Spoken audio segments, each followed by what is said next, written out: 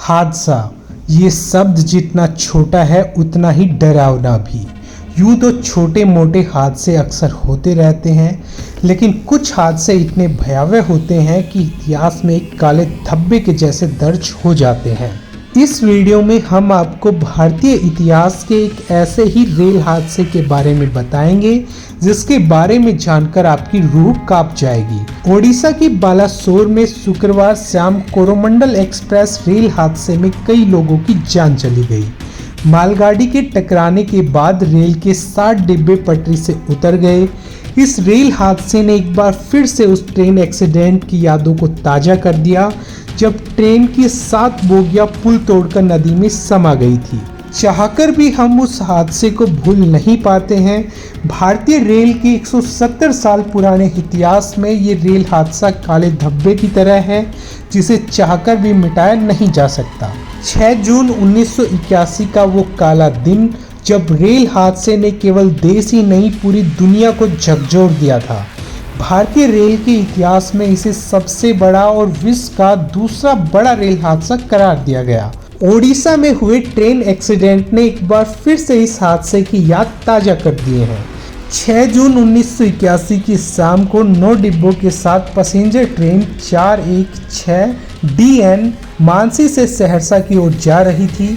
उस वक्त खगड़िया से सहरसा जाने वाली ये इकलौती ट्रेन थी, इसलिए भीड़ का अंदाजा आप लगा सकते हैं।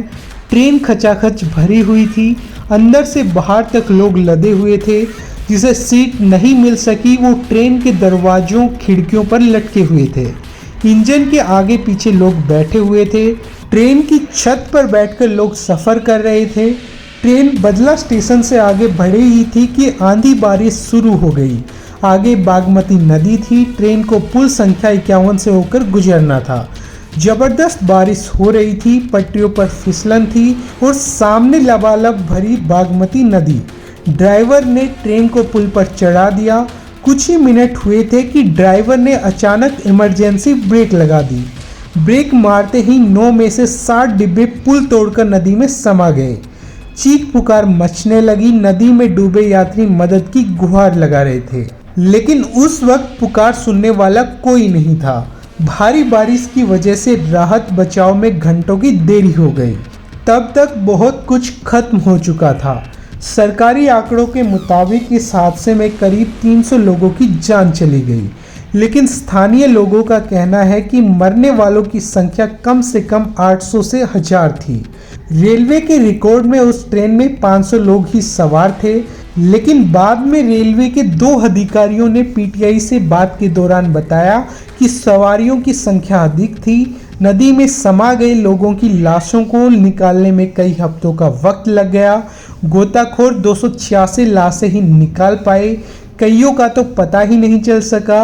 ये रेल हादसा भारत का अब तक का सबसे बड़ा ट्रेन एक्सीडेंट है, लेकिन सवाल ये है कि ये दुर्घटना हुई कैसे। इस रेल हादसे को लेकर कई थ्योरी सामने आई। कुछ में कहा गया कि रेल ट्रैक पर गाय भैंस का झुंड आने की वजह से ड्राइवर को इमरजेंसी ब्रेक लगाना पड़ा।